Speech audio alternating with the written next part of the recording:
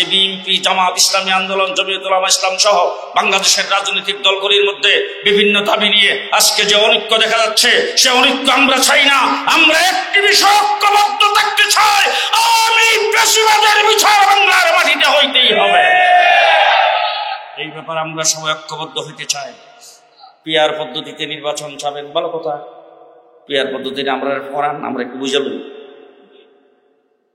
কিন্তু পিআর পদ্ধতিতে এখনই কেন আসেন না? অতীতে যেভাবে নির্বাচন হইতে এইভাবে নির্বাচনটা কইরা আমরা সংসদে যাইয়া তারপরে সেখানে আমার হাতে তো লাঠি আছে, অসুবিধা আছে? আমরা সেখানে যাই। এখন তো অন্তর্বর্তীকালীন সরকার, তত্ত্বাবধায়ক সরকার, কেউ হয়েছে এনজিও, কেউ হয়েছে আমলা, একটা সময় এক সময় কি কথাবার্তা বলে, এগুলি রাজনৈতিক দুই ঘুষের কোনো জ্ঞান নাই। কয়েকদিন আগে একটা কোর্ট থেকে যেন হঠাৎ করে নাজিল হয়ে গেল, আগে কিন্তু এর নাম গন্ধ কোনোদিন শুনি নাই। এই যে আয়সা কি নারী ও শিশু বিষয়ক উপদেষ্টা, নাম হইল শারমিন মুর্শিদ, সে আইসে বক্তৃতা দিল কওমি মাদ্রাসা নাকি সেখানে ছোট ছোট ছেলেদের সঙ্গে যৌনতা করা হয়, সেখানে এইসব বলৎকারের পিচ্ছা সে উঠে দিল। কওমি মাদ্রাসার বিরুদ্ধে, কওমি মাদ্রাসাকে তল্লাশি করা হবে, এই সমস্ত কথাবার্তা বলতে পারে ওই সমস্ত লোকরাই যারা গত 15 বছর আন্দোলনের ময়দানে ছিল না, যারা রাজপথে ছিল না, রাজপথে যাদের কোনো ত্যাগ নাই, জেল জুলুমুক্ত যারা বুক করে নাই, তাদেরকে দিয়ে অন্তর্বর্তীকালীন সরকার গঠিত হয়েছে। তাদের কাজ হলো একটি নির্ভরযোগ্য নির্বাচন উপহার দেওয়া। নির্বাচন উপহার দিয়ে আপনারা যান, সংসদে বসে আমরা দেখবো পিআর হবে না কি হবে। অন্তত এই বছর সামনের নির্বাচনটা আমাদেরকে করতে দেন। এই সমস্ত দাবি টাবি উঠায় খামাকা অনেকের সৃষ্টি করেন না, বাংলাদেশের নির্বাচন থেকে পিছিয়ে দিয়েন না। নির্বাচন সামনে, আমরা যেই তারিখ মোটামুটি শুনতেছি আগামী ফেব্রুয়ারির ভিতরে নির্বাচন হবে, এর ভিতরে নির্বাচনটা দিয়ে দেন, আমরা সংসদে যাই যাবতীয় সবকিছু সেখানে ফয়সালা করবো। শেষ কথা আপনাদের সামনে বলতে চাই, গত নির্বাচন হয়েছিল 2023 নির্বাচন হয়েছে। সেই নির্বাচনে কোন রাজনৈতিক দল যায় নাই, ঠিক কিনা বলেন? 18তে বিএনপি সিদ্ধান্ত নিয়েছে, বড় দল, আমরাও সিদ্ধান্ত নিয়েছি, সকলে মিলে আমরা নির্বাচনে গিয়েছিলাম। ওই নির্বাচনটা হয়েছিল সকলের ঐক্যবদ্ধ, কথা কয় না, সকলে ঐক্যবদ্ধভাবে নির্বাচন করেছিলাম। কিন্তু আওয়ামী দুঃশাসন আমাদের মাথার উপরে চেপে বসে আমাদেরকে সেন্টারেই যাইতে দেয় নাই। তারা সেন্টার দখল করেছে, ব্যালট পেপারে সিল মেরেছে, দিনের ভোট রাতে করেছে, কথা কয় না, দিনের ভোট রাতে করেছে, ঠিক না ঠিক?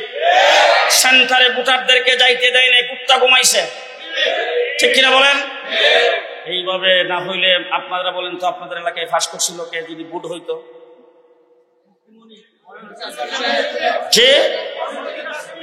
যে শামীম ওসমান সাহেব এত বড় বাহাদুরি দেখাইতেন আর কথাই বলতেন খেলা হবে, তিনি কিন্তু মুফতি মুনির সাহেবের হাতে ধরাশায়ী হয়েছিল। যদি সেন্টার দখল না করত, জনগণকে ঠিক মতন ভর্তি দিত, তাইলে মুফতি মুনির সাহেব এখানে বিপুল ভোটে পাস করতেন। তাইলে শামীম ওসমানের মতো একজন সন্ত্রাসী ব্যক্তির সাথে মুফতি মুনির হোসেন কাসিমি সাহেব যেখানে লড়ছেন, সামনে নির্বাচন হইলে উনি আসবেন না আরেকজন? সবাই কয় না যে নারায়ণগঞ্জবাসী রক্ত দিয়েছে, মাদারীনগর থেকে শুরু করে সিদ্ধিরগঞ্জ, মেন রোডে, শহরে বন্দরে রক্ত ঝরেছেন আপনারা ফ্যাসিবাদ মুক্ত করার জন্য, আওয়ামী দুঃশাসন থেকে মুক্তি পাওয়ার জন্য। নারায়ণগঞ্জের 4টি আসনে একটা আমরা মনির হোসেন কাসিমিকে দিয়েছে। হাত তুলে দেখুন, যদি সামনে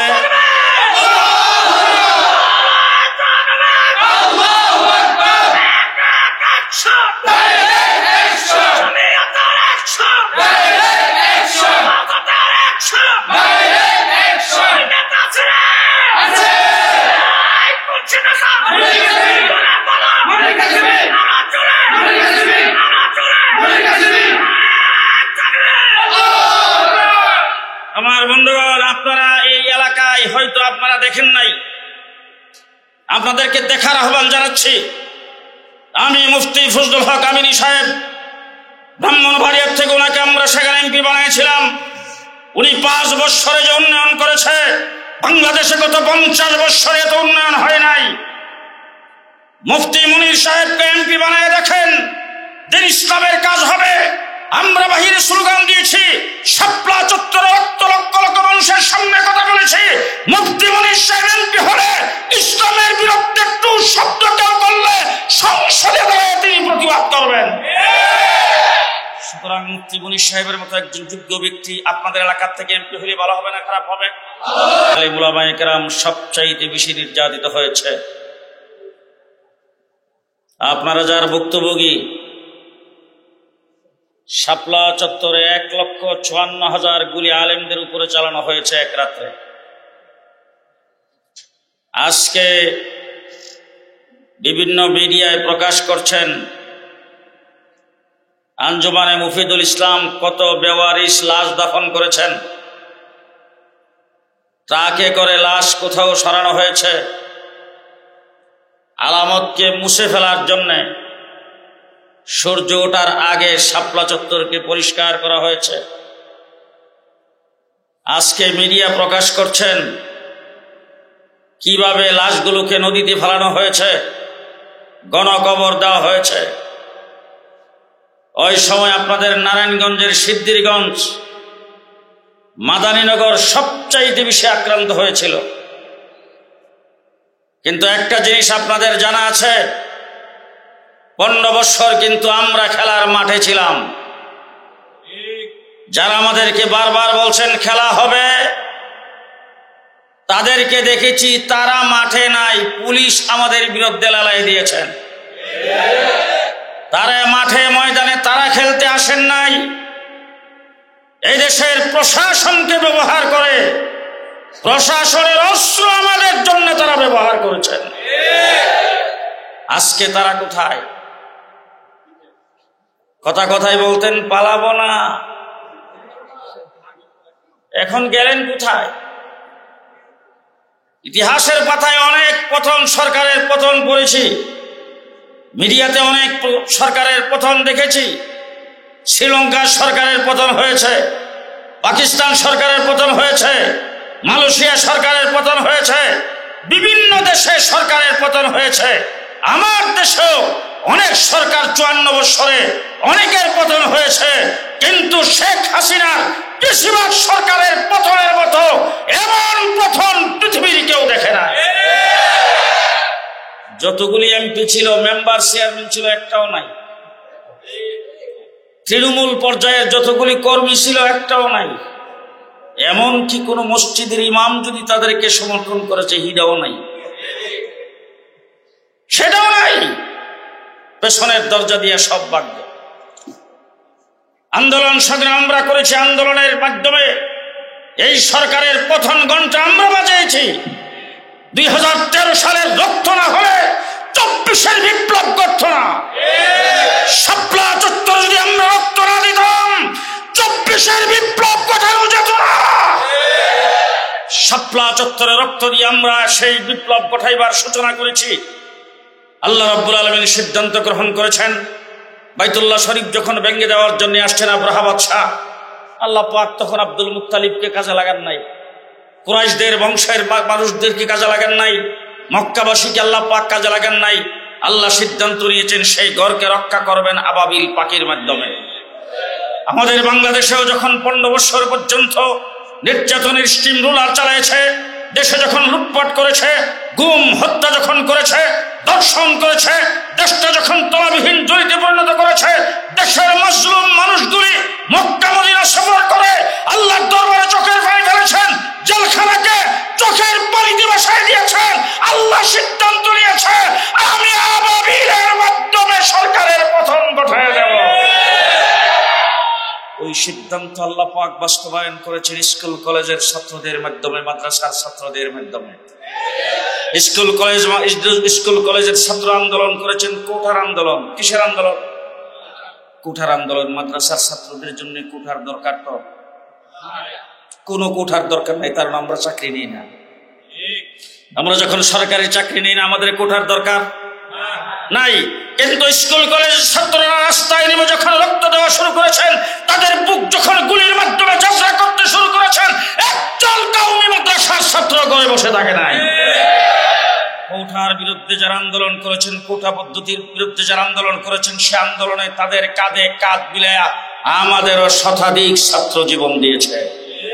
আজকে অনেকে পঙ্গু অবস্থায় আছেন। রক্ত আমরা দিয়েছি, আন্দোলন সংগ্রামে আমরা পাশে ছিলাম। ওই সময় একটা সীসাডালা প্রাচীরের মতো একটা ঐক্য গড়ে উঠছিল।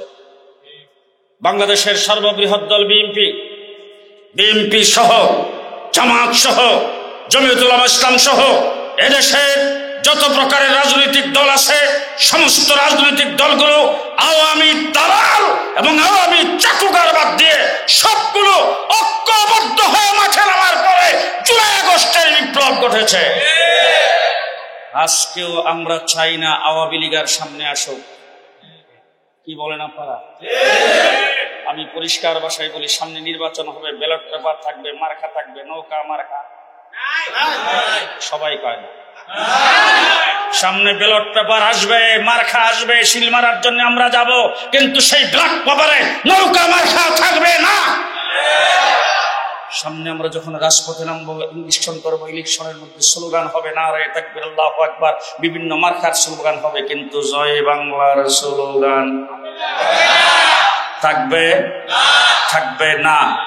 আজকে আমরা যারা মাঠে ময়দানে কথাবার্তা বলছি, যদি আওয়ামী লীগ আবার আসতে পারে, কি মনে করেন আপনারা?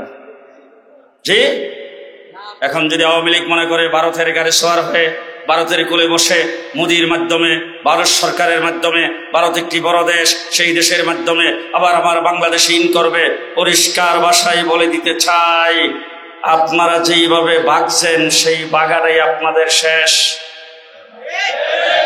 তবে শেখ হাসিনা বাংলাদেশে আসবে, অবশ্যই আসবে, আমরা আনবো তাকে, আমরা তাকে বাংলাদেশে আনবো, কিন্তু জেলখানার ফাঁসির কাস্টে তার ফাঁসি হবে না। হাইকোর্টের সামনে অথবা শাপলা চত্বরে প্রকাশ্যে জনগণের সামনে থেকে ফাঁসির কাস্টে ঝুলাবে। আজকে ফেসিবাদের দোসর, শেখ হাসিনার দোসর, বাংলাদেশে শেখ হাসিনার কথা অনুযায়ী যারা এই দেশে লুটপাট চালিয়েছেন, যারা এই দেশে অত্যাচার চালিয়েছেন, প্রত্যেকের ফাঁসি বাংলার মাটিতে কার্যকর করতে হবে। পৃথিবীর যেখানেই থাক তাদেরকে আনতে হবে, ঠিক না ঠিক? সে আনার জন্য, বিচারের জন্য আমাদের ঐক্যবদ্ধ হওয়া দরকার আছে না নাই? আসতে বলেন, দরকার আছে না নাই? আমি আহ্বান জানাবো, অনৈক্যের সুর দেখা যাচ্ছে আজকে বিএনপি, জামাত ইসলামী আন্দোলন, জমিয়তুল উলামা ইসলাম সহ বাংলাদেশের রাজনৈতিক দলগুলির মধ্যে বিভিন্ন দাবি নিয়ে আজকে যে অনৈক্য দেখা যাচ্ছে, সে অনৈক্য আমরা চাই না। আমরা একটি বিষয় ঐক্যবদ্ধ থাকতে চাই, আমি ফ্যাসিবাদের বিচার বাংলার মাটিতে হইতেই হবে। এই ব্যাপারে আমরা সবাই ঐক্যবদ্ধ হইতে চাই। পিআর পদ্ধতিতে নির্বাচন চাবেন, ভালো কথা। পিআর পদ্ধতিতে আমরা পড়ান, আমরা একটু বুঝাবো, কিন্তু পিআর পদ্ধতিতে এখনই কেন আসেন না? অতীতে যেভাবে নির্বাচন হইতে এইভাবে নির্বাচনটা কইরা আমরা সংসদে যাইয়া তারপরে সেখানে আমার হাতে তো লাঠি আছে, অসুবিধা আছে? আমরা সেখানে যাই, এখন তো অন্তর্বর্তীকালীন সরকার, তত্ত্বাবধায়ক সরকার, কেউ হয়েছে এনজিও, কেউ হয়েছে আমলা, এক একটা সময় এক সময় কি কথাবার্তা বলে, এগুলি রাজনৈতিক দুই ঘুষের কোনো জ্ঞান নাই। কয়েকদিন আগে একটা কোর্ট থেকে যেন হঠাৎ করে নাসিল হয়ে গেল, আগে কিন্তু এর নাম গন্ধ কোনোদিন শুনি নাই। এই যে আয়সা কি নারী ও শিশু বিষয়ক উপদেষ্টা, নাম হইল শারমিন মুর্শিদ, সে আইসে বক্তৃতা দিল কওমি মাদ্রাসা নাকি সেখানে ছোট ছোট ছেলেদের সঙ্গে যৌনতা করা হয়, সেখানে সব বলৎকারের কিচ্ছা সে উঠে দিল। কওমি মাদ্রাসার বিরুদ্ধে, কওমি মাদ্রাসাকে তল্লাশি করা হবে, এই সমস্ত কথাবার্তা বলতে পারে ওই সমস্ত লোকরাই যারা গত 15 বছর আন্দোলনের ময়দানে ছিল না, যারা রাজপথে ছিল না, রাজপথে যাদের কোনো ত্যাগ নাই, জেল জুলুমুক্ত যারা বুক করে নাই, তাদেরকে দিয়ে অন্তর্বর্তীকালীন সরকার গঠিত হয়েছে। তাদের কাজ হলো একটি নির্ভরযোগ্য নির্বাচন উপহার দেওয়া। নির্বাচন উপহার দিয়ে আপনারা যান, সংসদে বসে আমরা দেখবো পিআর হবে না কি হবে। অন্তত এই বছর সামনে নির্বাচনটা আমাদেরকে করতে দেন।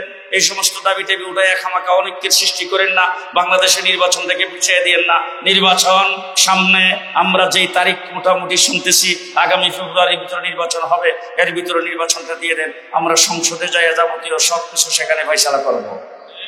শেষ কথা আপনাদের সামনে বলতে চাই, গত নির্বাচন হয়েছিল 2023 নির্বাচন হয়েছে, সেই নির্বাচনে কোন রাজনৈতিক দল যায় নাই, ঠিক কিনা বলেন? 18তে বিএনপি সিদ্ধান্ত নিয়েছে বড় দল, আমরাও সিদ্ধান্ত নিয়েছি, সকলে মিলে আমরা নির্বাচনে গিয়েছিলাম। ওই নির্বাচনটা হয়েছিল সকলের ঐক্যবদ্ধ,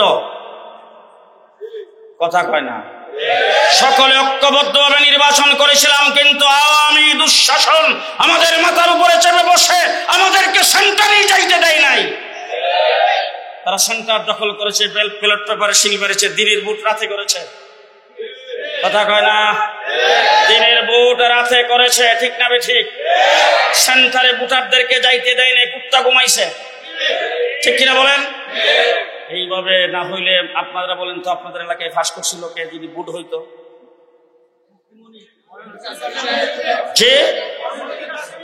যে শামীম ওসমান সাহেব এত বড় বাহাদুরি দেখাইতেন আর কথা কথাই বলতেন খেলা হবে, তিনি কিন্তু মুফতি মুনীর সাহেবের হাতে ধরাশায়ী হয়েছিল।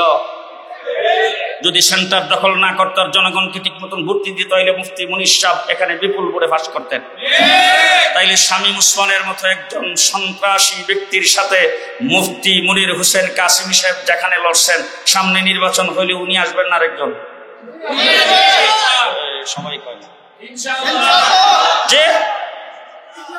যে নারায়ণগঞ্জবাসী রক্ত দিয়েছে, মাদারীনগর থেকে শুরু করে সিদ্ধিরগঞ্জ মেন রোডে শহরে বন্দরে রক্ত ঝরেছে। আপনারা ফ্যাসিবাদ মুক্ত করার জন্য, আওয়ামী দুঃশাসন থেকে মুক্তি পাওয়ার জন্য নারায়ণগঞ্জের 4টি আসনে একটা আমরা মনির হোসেন কাসেমীকে দিয়েছে। হাত তুলে দেখুন সামনে।